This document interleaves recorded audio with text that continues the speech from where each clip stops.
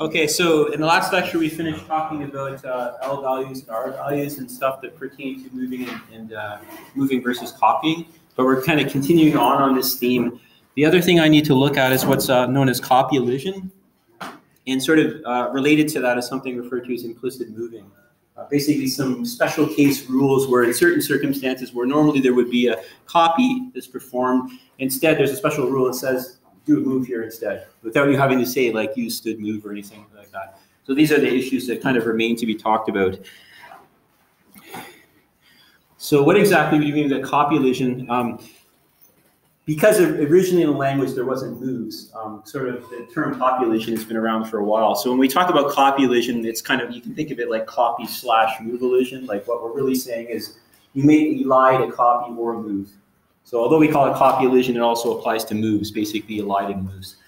So essentially what copy elision is, well, maybe kind of backing up a step. In terms of optimization, what compilers can actually do to your code, transformations they can apply to your code. Basically, compilers are free to do pretty much anything they want with your code. You write one program, but the reality is the code that you write is never what the compiler actually generates CPU instructions to do. It mangles things in many different ways, transforms things. And there's a lot of latitude given by the language standard for the compiler to transform your code.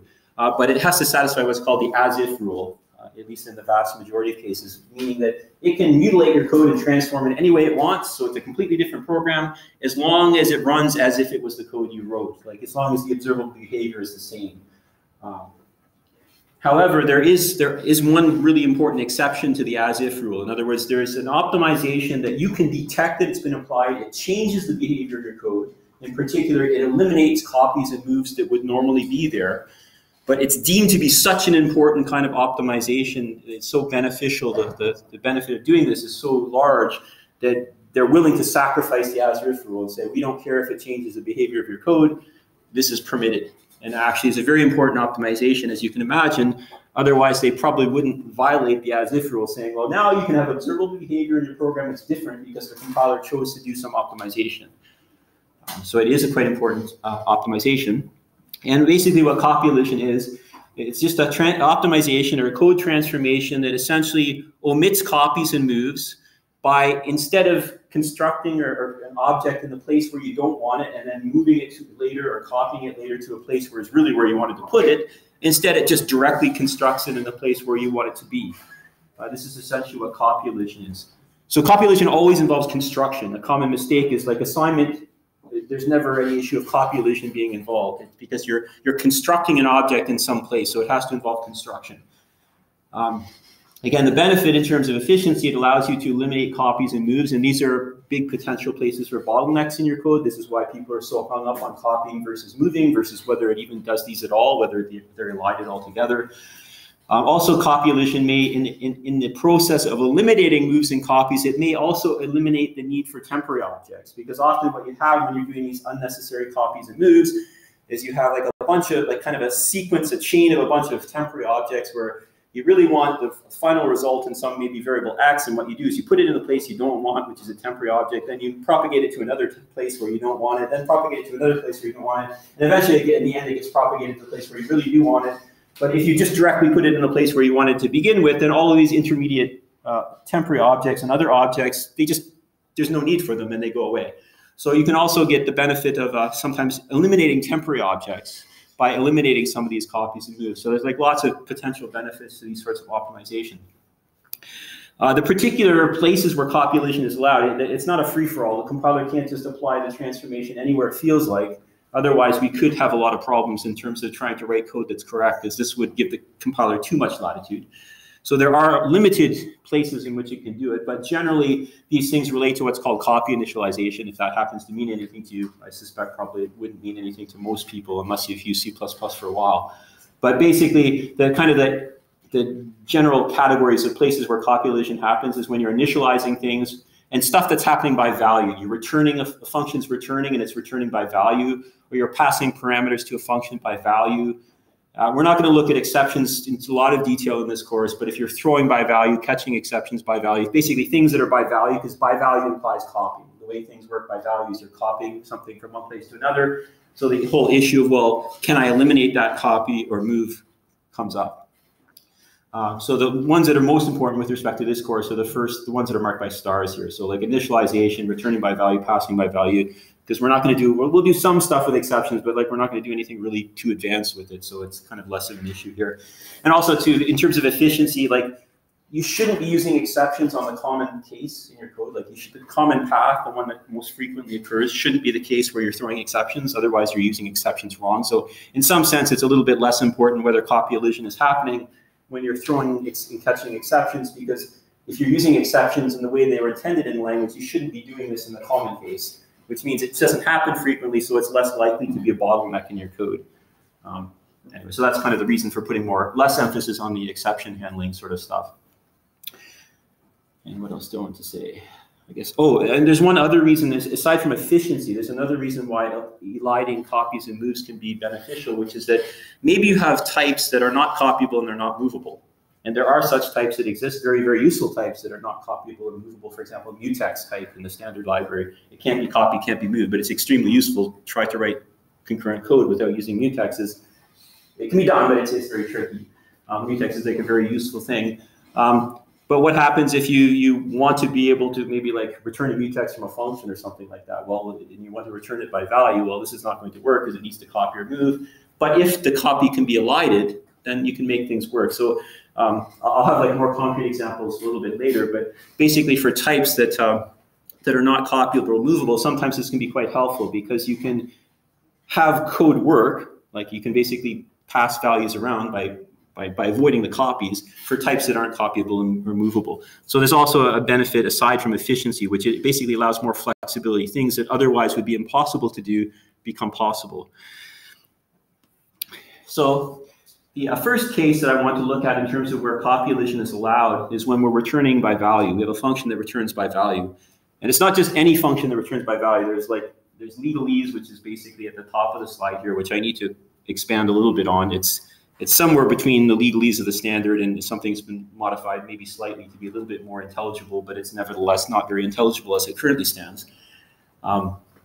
Basically what it says is if you have a function that returns by value, first of all, and then it satisfies some other conditions, in particular the thing that you're returning is an automatic object. Automatic is just a fancy way for saying it's a local variable. It's automatic storage. Basically its lifetime is for the block that it lives in, where it was created. It dies at the end of that block. It's non-volatile. This is probably not a big deal because you're not going to use volatile in this course, but just like you can put const in a type name, you can also put volatile. So it can't have volatile qualifier attached to it. And in addition, there's some other things that need to be satisfied, which is the return type of the function. So maybe if I look at a more concrete example here. So I have this function called func1. It returns a widget bracket bracket, and the return type is widget. So another constraint that's required to be satisfied, clearly this function returns by value. It's not returning like widget ampersand or widget ampersand ampersand. It's not returning a reference, it's returning by value.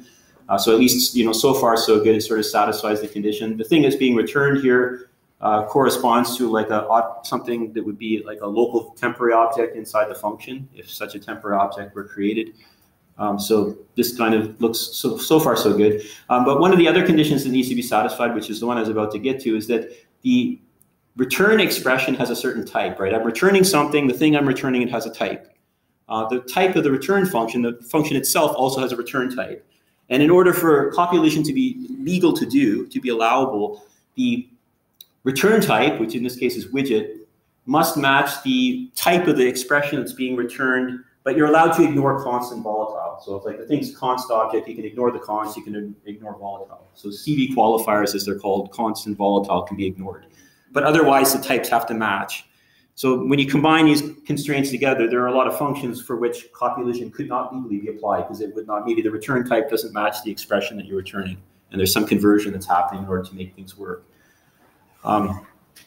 So that's one circumstance under which copy elision can be performed. It's one that's very relevant to us because a lot of functions, probably arguably percentage-wise, most functions probably return by value. So this can impact a lot of functions potentially. The language also goes on to say, so the first bullet is basically saying under these circumstances, the compiler is allowed, but not required, but allowed to do copy elision. However, the language goes on to say in certain circumstances where you're allowed to do it, not only are you allowed, but you are compelled, you're required to do it. The compiler must elide the copy or move that would be there. And the particular circumstance under which, and there is a circumstance here when you're returning by value where the copy must be elided.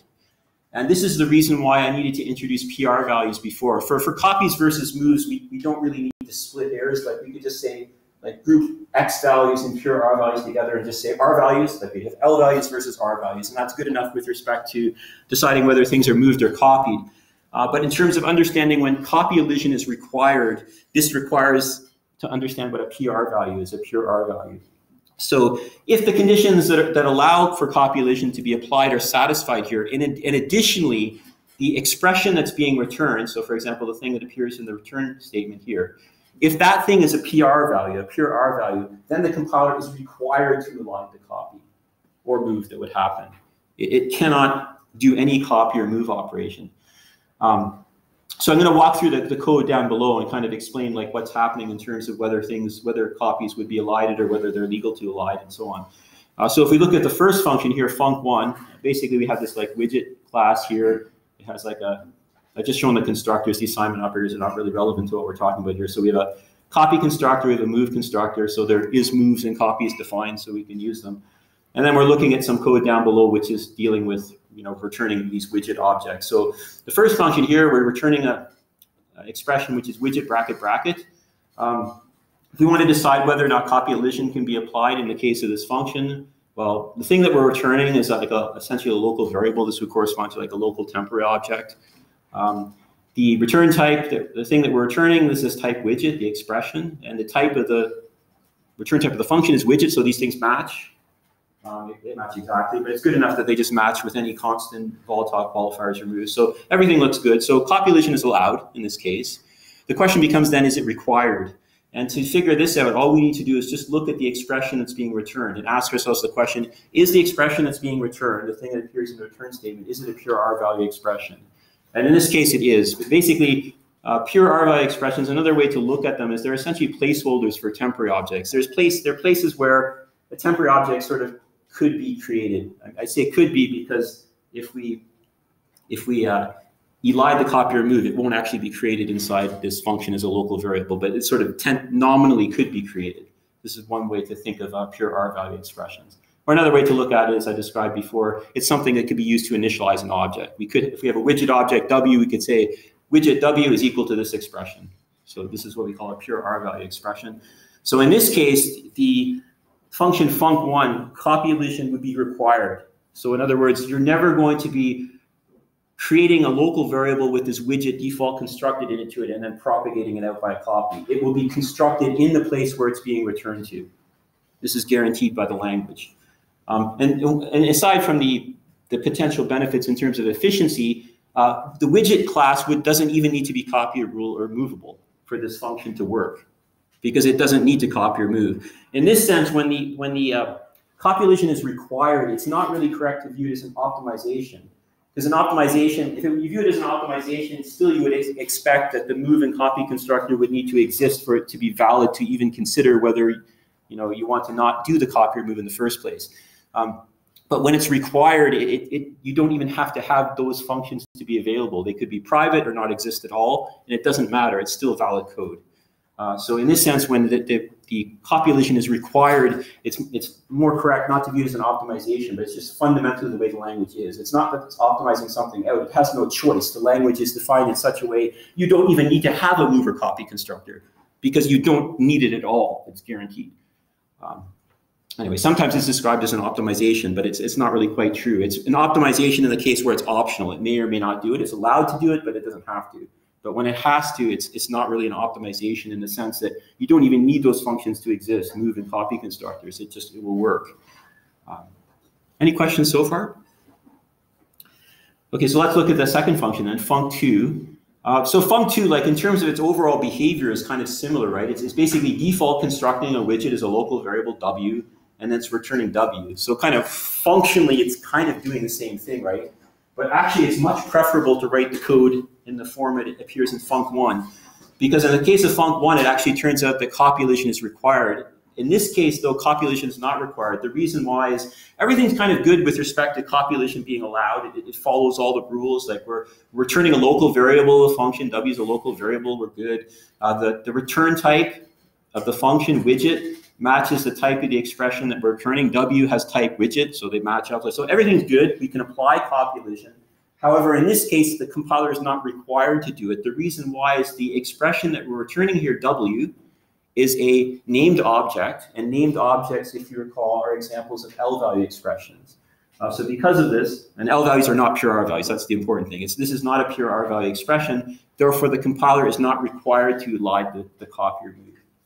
It might do it. And probably most compilers, at least if optimization is turned on, they would probably be smart enough to be able to optimize the way the copy or move in this case. But you can't assume it. And if you're writing code that might be built on many different platforms, many different compilers, it would be safe, and you really care that the copy gets elided, you probably would want to write the code this way, because then you're guaranteed it will happen. If you write it this way, you're kind of relying on, well, if the optimizer is good enough, it will probably be done as long as I have sufficient optimization level turned on for the compiler options and so on. So in the case where copulation doesn't happen in the second example there with the named object, if copulation doesn't happen, are there two temporary objects that are created? And if copulation does happen, is there just one temporary object? So really what we're talking about here, when we're talking about these functions in isolation, like func1 and func2, we're talking about there's like a value that needs to be returned. So there's some value that exists inside the function that's being called, and we need to somehow propagate it out to the person who's calling us. Because once we return, because the return value is a local thing, it's like local object, it's going to be destroyed the instant that we return. So we have to propagate it out if we want the caller ever to be able to see it. And what we're talking about here is that copying process going to be elided? In other words, to get the value that we're returning out of the function and into the caller, where it gets put in the caller, we don't really know until we look at the code that's calling it.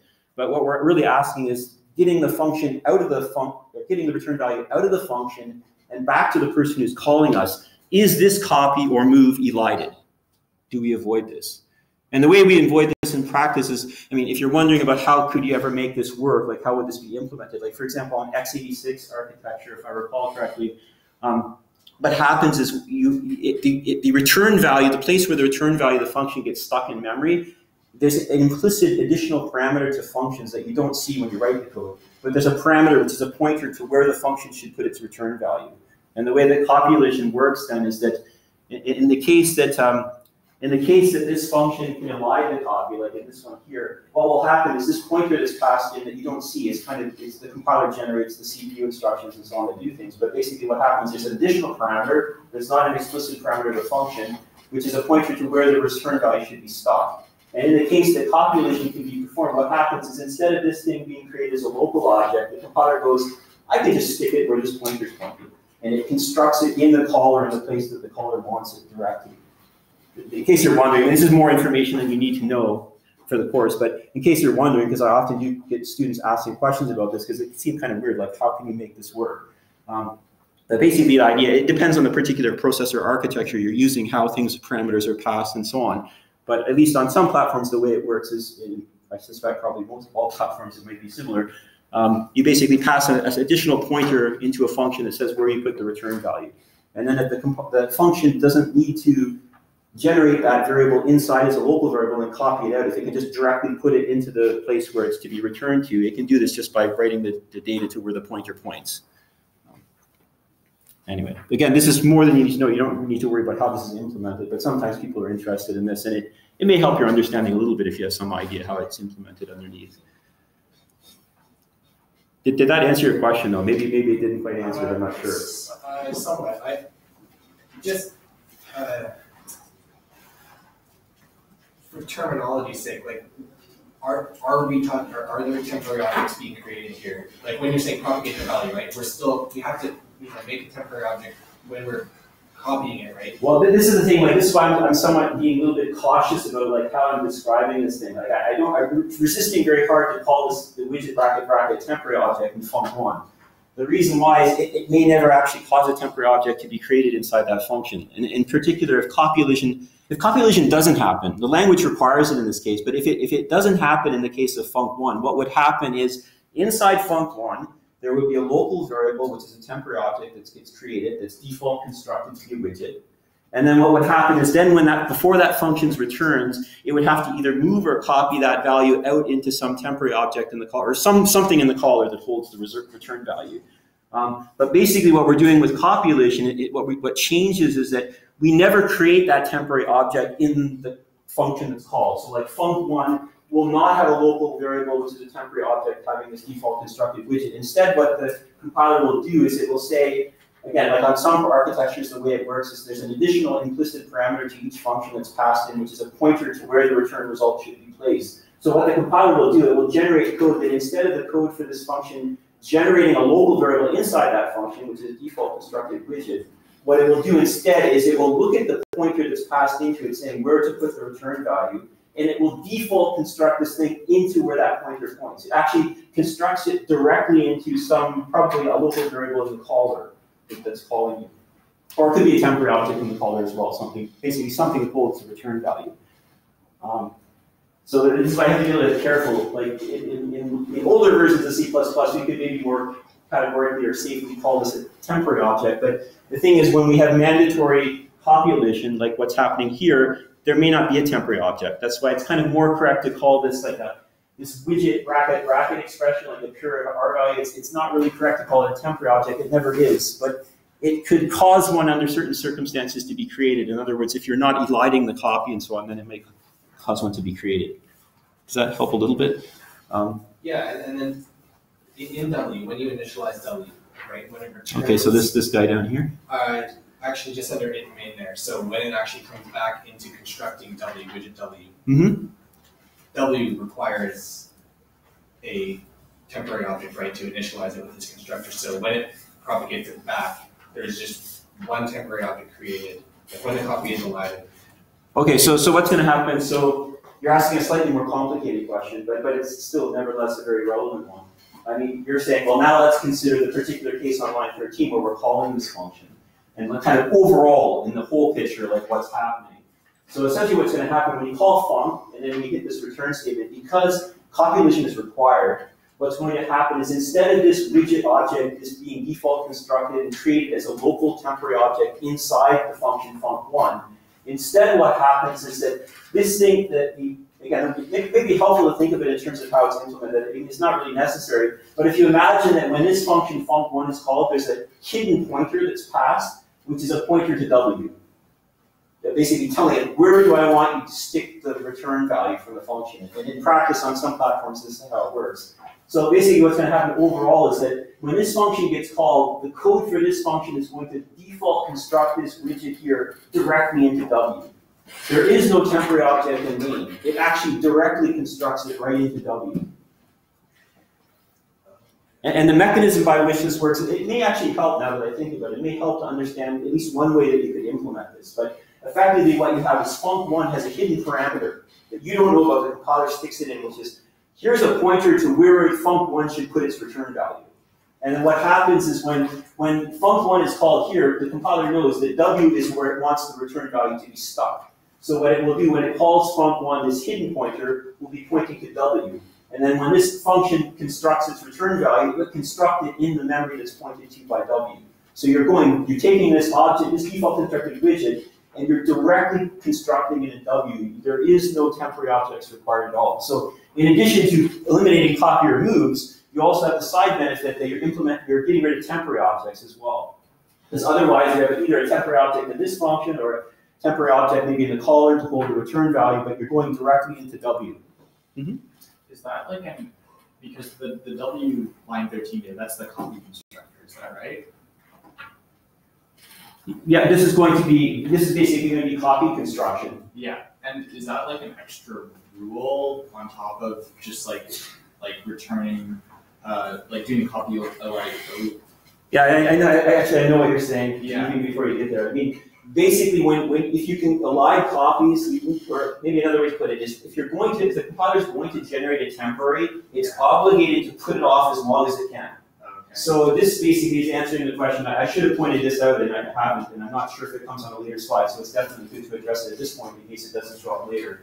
But if you have Yeah, so basically what's happening is you have this widget value on line 8, which is being returned from the function, which corresponds to the temporary object on line 13 here. And then this value is getting copy construction is getting put into W. So in principle, you have like a bunch of kind of propagating of values. But the compiler is obligated to, at least in circumstances where you have, for example, mandatory copy elision, like what we have here, is obligated to delay the creation of temporaries as long as possible.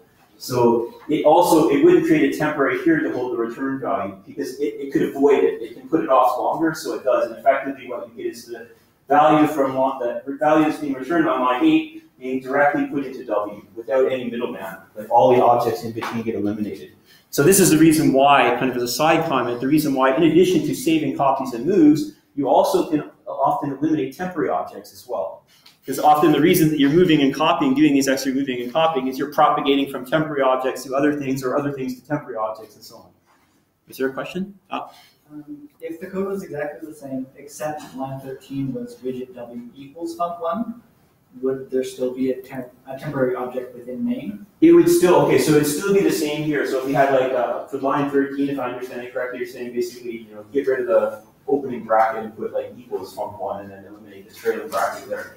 It would still be the same story. I mean, the semantics is slightly different. I mean, this is, one is what's called direct initialization, one's called copy initialization. So the semantics are slightly different, but the end story is the same, which is that either way, the compiler is obligated to try to defer creating a temporary object as long as possible. So even if you put like W equals on line 13, the compiler could delay it longer and actually just put the value into W directly. So it actually turns out it doesn't make any difference in that case. But maybe if you have an equal sign, maybe it could be more likely of a situation where maybe the type of the thing on the left-hand side of the equal sign and the type of the thing on the right-hand side don't match, and then copy elision is not allowed then.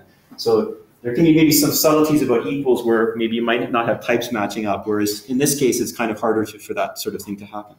But if you had like W default constructed on line 13, and then you had W equals func1 result, that would not be divided? I'm sorry, I'm not sure what you mean. So if you change line 13, just be widget W is default constructed. Okay, so like W semicolon, that's the end of the line. And the next line was W equals the result of func1 being called. No. Okay, so if I'm understanding what you're describing, the second line that you're talking about would be an assignment operation, right? That the object already exists. This is a common misunderstanding about copy elision, is that copy elision always is associated with construction, right? Because the idea is you're trying to initialize some object that you're constructing with a value, and the idea is you want to cut out a bunch of middlemen. You want to put the values in some maybe function that you're calling, for example, directly into the place where you eventually want to put it. So you're directly constructing it in some memory, and that memory can't already have an object living in it, right? Because you can't construct over top of a chunk of memory that already has something constructed in it. So what you're describing, if you try to apply copy elision to the circumstance you're describing, what you would have is you have an object that already exists, because if you're assigning to it, it's already been constructed. And what you would be doing is kind of violently going in, killing the thing that's, well, without destroying it, you'd be violently writing over top of it by constructing an object over top of the thing that's associated with the left, or sorry, associated with wherever you're writing that copied object into. Copy elision, again, it's only associated with construction. It's an optimization where you're trying to construct an object with a certain value in it, but instead of propagating that value through one or more middlemen, you just directly put it into the place that you want it. But you can't do this with something that already exists, because then you would be constructing over top of something that already exists, and God only knows what that's going to do. Because it just wouldn't make any sense. Yeah. Any other questions? Oh, sorry, yeah. Can copy elision work with recursive functions? Well, you can have, I'm not sure if I can find it here. See if I can find it. I think there's an example here. This is not quite recursion, but maybe I'm not going to be able to find it. Oh, here, this slide I was going to skip, but this kind of related to the earlier question. This is not quite what you're asking about recursion, but line 27 here, for example, if I initialize this widget V with widget, bracket. Like without copy elision, what this would do, this would default constructed widget is a temporary object, and use that to copy construct this thing, and then copy to this thing, and then copy to this thing, and then copy to this thing, and then copy to this thing, and then copy to B. So you have like maybe 7 temporary objects along the way. But because of the fact that the language requires that you need to delay as long as possible creating temporary objects, what happens is this thing here will be directly put into V. But this is not quite recursion, but the idea of delaying as long as possible, you know, I'm not sure whether I have to think more about recursion because you'd have to have a way to break the recursion. Otherwise, you can't have an infinite recursion. Obviously, it's not going to work. But anyway, this does apply to as many levels as you want. And so, well, if you're writing code like this, someone should just shoot you. Like, I'm 27 here, but the point is, like, the compiler is really compelled, like required to delay, put off, and it's only as a very last resort is it allowed to actually create a temporary. So in this case, it can delay it by basically aligning all those copies. It's allowed to align them all. Actually, it's required to align them all in this case. So it just aligns them all, and then this thing goes directly into D. So hopefully that kind of answers your question. It's not quite the same question as what you're asking, but it is definitely related to this. Now, where was I before? I can't remember.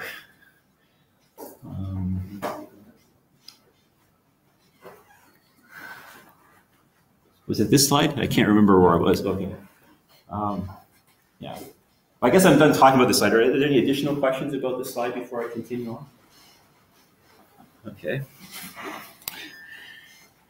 Just to give another example, one that involves some pictures here. So suppose that we have, this is just an example of return by value. So we have some kind of type. It doesn't really matter what is it, except it's default constructible. In other words, it's possible to default construct this object. The reason why is otherwise this code won't work, right? Because like this is not valid T bracket bracket if T is not default constructible. So I'm assuming D is a default constructible type. But beyond that, it doesn't really matter what it is. This picture kind of applies regardless. So I have a function caller, and basically all it's doing is something very simple. It's trying to construct an object of type T, which is called X, and it's being initialized by the return value of this function called call E. And if you look at what call E is doing, it's just default constructing a T and then returning it. And if we kind of go over the rules of whether copy elision is allowed or not, the conclusion we come to is for call E, the function call E, yes, copy elision is allowed. And basically, actually it's required in this case, but what I'm going to do is I'm going to go through like the two cases, like what happens if it didn't apply to anything, like if in violation of the language in this case, what would this look like? So I have some additional figures that I've drawn. Again, these were the things that I mentioned by email. So there was like a zip file with a whole bunch of PDFs in it. So this is the one I wanted to show. So this is the picture which corresponds to, let me just back up here. So if we look at the call E here, what the call E is doing is, so we're going to talk about the case, suppose that there's no copy elision happening at all. Actually, this is not valid in this case. If you go through and look at the rules, the compiler actually requires it in this case. But suppose it didn't, what would happen in that case? Well, if you go back to the code, what it's going to do, it's going to default construct a T, and this is going to get stuck in a temporary object inside the call E, like an object with no name. So basically, in terms of a picture, what we have is something like this. So in the call E, we're going to create some temporary object, which I called it temp, but it has no name. And default constructed into this thing is going to be a T. So we have a default constructed T here. And then before the call E returns, because when the call E returns, that temporary object is going to be nuked. It's a local variable. So if we don't somehow propagate the value of the return value out of the function, it'll be lost by the time we get back to the caller. So in the absence of any copy elision, what would happen is there's going to be some temporary object that's created in the compiler, created in the caller by the compiler. And what will happen is before the call E returns, you're going to propagate the value from this object into this temporary object in the caller, whose sole purpose to exist is just to hold the return value so it doesn't get lost. And then eventually what you're going to need to do then is to propagate this value into X. Because if you look at the code in the caller here, I mean, you're going to take the return value and stick it into X. So in the absence of any copy elision, what you have is the picture that I was just showing you here. So you have a kind of a lot of wasted effort. You're basically propagating the value of objects from this temporary object to this temporary object, and then propagating the value from this temporary object into X. So you have like 2 copies or moves, depending on whether a copy or move is used. And also you have 2 temporary objects that are created as well. So there's a constructor call for the temporary object, a destructor call. So there's a lot of stuff going on. If instead copy elision is, we kind of go to the real world with what the C++ compiler is required to do, because in this case, actually it's required to elide the copies. What you end up with is a picture like this. The call E, when it actually goes to the default construct that T object, it default constructs it directly into X in the caller. And again, if it helps you at all to understand things better, like one way in which this is implemented on some architectures is there's a hidden pointer that's passed to each function that may need to do this sort of thing, so it knows where to stick the return value. So what happens is when you call the callee, that magical pointer value that's hidden would have the address of X stuck in it. And then the callee would go, well, I need to stick it there, and default constructs the object into X. This is kind of the mechanism by which it works. So here, notice there's no copies, there's no moves, and there's also no temporary objects. So there's no constructor calls for each of those temporary objects. There's no destructor calls because I didn't have to create them in the first place. So it saves quite a lot. Any questions about that example? And by the way, there's other slides that I'm skipping over which kind of go into give some additional explanation, maybe from different point of view for some of this stuff, but you might want to look at some of them on your own if some things are maybe not so clear. Another return by value example here, a slight variation on the code. The only difference here is in the caller. So before, what we were doing is when we were constructing X, we were constructing X directly from the return value of the callee. Whereas here, we're default constructing X first, and then on a separate line after it's been constructed, we're assigning the return value of the callee to X. So this is kind of a little bit like related to the question that was asked by the student near the front here a while ago, where we have an assignment operation happening. And I want to go through this because it shows that things are different in this case. There can't be copy elision associated with an assignment operation. So if we kind of look at the picture that goes with this, go back to my diagram here. So what the callee is doing, just like before, it's basically default constructing an object of type T, and then it returns it.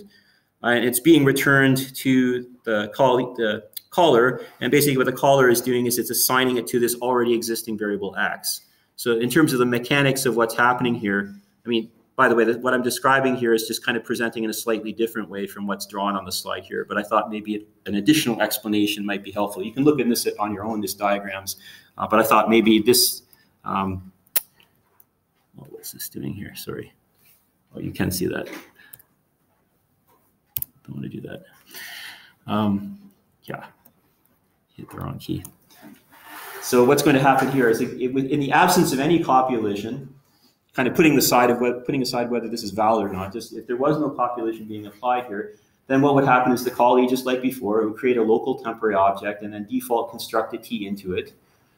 Then before it returns, you have to somehow save the return value, so it's going to get saved into some temporary object in the caller, and then this is going to be assigned. Unlike before, we're doing an assignment to take the return value here and assign it to X, because unlike before, we're actually taking the return value and assigning it to X. X already exists, so X can't be constructed again. It already has been constructed before. So that's the story without any copy elision being applied. But if copy elision is applied, then what we end up with is something that looks like this. It's not quite as efficient as what we had before, in the sense that before we were able to just have the callee directly put the result into X. It actually constructs the result in X. The reason that we can't do this here is that X already was constructed before we hit the line that is actually trying to assign a value to X. So we can't construct over top of an already existing object. So this is the reason why a temporary object is still required. It will stick this in a temporary object, and then the assignment operation, which is this guy here, then the assignment operation will propagate the value into X. And there's no way to eliminate that assignment operation. It's fundamentally there. There's no such thing as kind of assignment elision or something like that. Or elision, sorry. I may sometimes slip into mispronouncing the word elision. I don't know, for some reason, someone taught me a long time ago the wrong pronunciation. I think it's wrong anyway. Elision kind of sounds like it lied, and then I'm trying to always say it correctly, but sometimes I slip into bad pronunciation. Anyway, if I say that, I mean the same thing. Anyway, so that's this example, unless there's any questions about it. So that's returned by value. I just want to show in this example, like there are situations where, because if I don't talk about this, then it's quite likely a student very reasonably will ask like about this. So I'll try to short circuit the question by answering it in anticipation of what's likely to be asked. There are situations that can arise where copy elision is allowed, but there's no hope in heck that you're ever going to be able to do it. And what I want to give is an example of this. So just because the compiler can do it, like it's allowed to do it, doesn't mean that it's even possible at all. And there are circumstances you can construct where clearly there's no way the compiler could have sufficient knowledge to be able to figure out how to make things work. And this is just a very kind of contrived example, but But it's meant to illustrate a point, which is you have to be kind of careful when you're writing your code, because if you write it in the wrong way, you could actually prevent copy elision from ever being able to be done. Like on paper, yes, it could be applied, but because of the way you've written your code, there's no way any reasonable compiler could ever be able to do it. So what we have here, we have our widget class that we had before. It's the same widget class, I think, as what in our earlier example. We have some function. We don't know exactly what its definition is, but it returns a Boolean, like true or false. It's not a const expr function. Its return value is not known at compile time, and presumably it can change from true to false as the program's running. And then we have this function func, which is really the main focus of what I want to talk about here. And with respect to when we're propagating the return value out of this function, is it possible to actually elide the copy that's required to do this? So if we look at what's happening inside this function, the very first thing if we look at the value that could possibly be returned, there's two return statements. So this could return W, or it could return V, and which one it returns depends on what get flag returns. And at compile time, we certainly can't tell what get flag returns, right? Because it's not a const expr function, and anyway, we don't know the definition of it, so there's not really any way of knowing whether it returns true or false. And when the compiler is compiling this file, like this translation unit, this is all it sees. So it has no idea what this function get flag is going to return. So all the compiler can see is, well, I might return W, I might return V, I don't really know which one, so I have to assume probably it could return either one of them. And then we look at what's happening up above here. So the compiler goes to construct the widget W. Well, W might be returned, right? Like if we actually hit the return statement on line 21, well, W is going to get returned. But if W is going to be returned, when I construct W here, I have to construct it in the return value, like in the place where the return value has to be placed. But I have a bit of a problem here, right? Like on line 13, I have to make the decision, am I returning W? Because if I am, I have to construct it in a different place from if I'm not returning W. But the problem I'm faced with is on line 13, I don't know yet if I'm returning W. Does that make sense? Like this is the thing that gets you into trouble with copy elision, is that in order for the compiler to have any hope of being able to elide the copy, at the point when you create the object, it must know when you're creating the object if that object will be returned. Because if it doesn't know, then when it's creating the object, it can't know whether it should create that object in the place where the return value of the function is supposed to go, or whether it should make some maybe local temporary object to stick it in, because it can't do copy elision in that case. And we run into a similar problem on the next line here too, which is that when the compiler goes to construct V, again, V might be returned, right? One of the return statements could return V. So when the compiler goes to construct V, it has to know, am I going to return V? Because if I'm going to return V, I have to construct V in a different place in memory, namely where the return value of the function is going to go, versus maybe creating a local object and constructing it in there. But again, I don't have this knowledge at the point where I'm trying to make this decision. Like when on line 17, all I know is that I need to construct V, but I don't know if it's being returned, so I don't know where to construct it. So what the compiler will say is, well, I don't know what's going on here. I'm not going to try to elide the copy. It just gives up. And there's not anything else you could really reasonably expect the compiler to do. Like it just can't know what to do. Because it can't do something like, well, it can't reorder the lines of code. Like it can't reorder things. This is going to violate the as-if rule. It can't cause you to start constructing things in different orders from what you have here. So it can't kind of rearrange the code. And it can't tell whether get flag, always return true or always return false or something like that. And maybe if that happened, then it knew that, then maybe it could do something. But most likely with the code like this, probably the point of get flag is it could return true sometimes, it could return false other times. So there's not really any way that this could be made to work. So again, just because the compiler is allowed to do copy elision doesn't mean that it will. And in some cases, depending on how you write your code, you can pretty much guarantee that it won't ever be able to do it. So you need to be a little bit careful when you're writing code, because subtle changes in how you write things could drastically impact the performance of the code potentially. Like for this, we could easily transform this code ourselves. We could do something like don't create these variables up here. Instead, just do something like return widget W or return widget 0 here and return widget 42 here. In other words, don't create these variables up above to begin with. Just return temporary expressions, and that fixes the problem. So anyway, enough about that example. So the next thing I want to talk about is copy elision and passing by value. Again, like a lot of the circumstances, or basically all the circumstances where your copy elision is involved, is someplace where there can be a copy, and when you're doing stuff by value, passing by value, returning by value, there's copying involved potentially. So in the case of passing by value, so again, we have our same like widget class that we have been using in our running examples here. And here we have this function which takes a widget by value. So you're passing by value. So the way that this is accomplished is by copying or potentially moving. But basically you have to propagate the value into the function, because w is going to be a local variable of the function. So how do you get that value into the function? So if we look up above here, this is essentially the rule in terms of when copy elision is allowed for when you're passing by value. So basically what it's saying, trying to cut down some of the C++ speak. The object that's involved needs to be a temporary object, number one. It has to have the same type, ignoring any constant volatile qualifiers. This is what's meant by CV unqualified type. So you're ignoring const, you're ignoring volatile. So as long as things match, ignoring any constant volatiles, then the compiler is allowed to omit the copy or move that would be required to get the argument that you're passing to the function from the caller into the callee. You could just directly construct it into W. Furthermore, there is a situation where copy elision is required. So in the case that you have basically it's kind of a similar pattern as with other things. If the expression that's being passed to the function corresponds to a pure R value expression, basically pure R values are leading to situations where copy elision is required. So this is kind of the second bullet here. And I think that, well, aside from this weirdness that I'm doing down below on line 12 here, I'll get to describing this in a minute. Aside from this, I think that pretty much anytime there's a temporary involved, probably there's going to be required copy elision.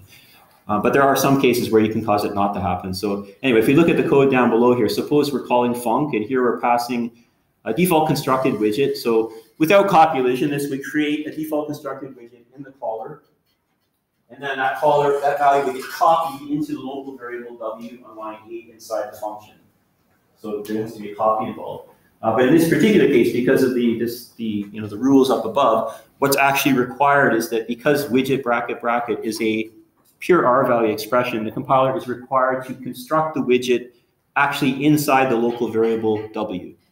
So you don't create a temporary object in the caller and then copy it into the callee, into func. Instead, you directly construct it into w.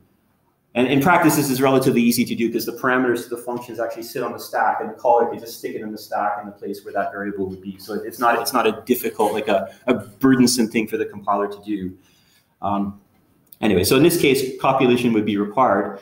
We can do things like this. We can do, well, stupid things like this, where we can say, hey, let's just put std move in here. That's okay. It will force a move to happen. But like again, there's something better than a move, which is don't do anything. And one of the problems, if you start using std move, you need to be careful how you use it. You only want to use it in situations where there actually would be a copy or move happening, and it's a copy, and you want it to be a move instead. But in this particular case, if we left out the std move, basically we have the line up above then. In the case of the line up above, on line 11, we don't have any copy or move happening at all. So we're good. Don't do anything. Don't touch the code. Don't put in the std move. By putting in the std move, all we're doing is we're saying, even though we're not doing anything here, let's do something. Let's force it to move. Actually put the move back in. So we're kind of uneliding the copy by doing this. So again, when you're using std move, you only want to use it in situations where there actually is a copy that's going to happen, and you know that a move would be safe, and you're going to force the move to happen. If there's no copy or move happening at all, don't put a std move in, because you're just creating extra work that was not going to be needed in the first place. And I guess that brings us to the end of this slide. I better stop here for today. Any last questions?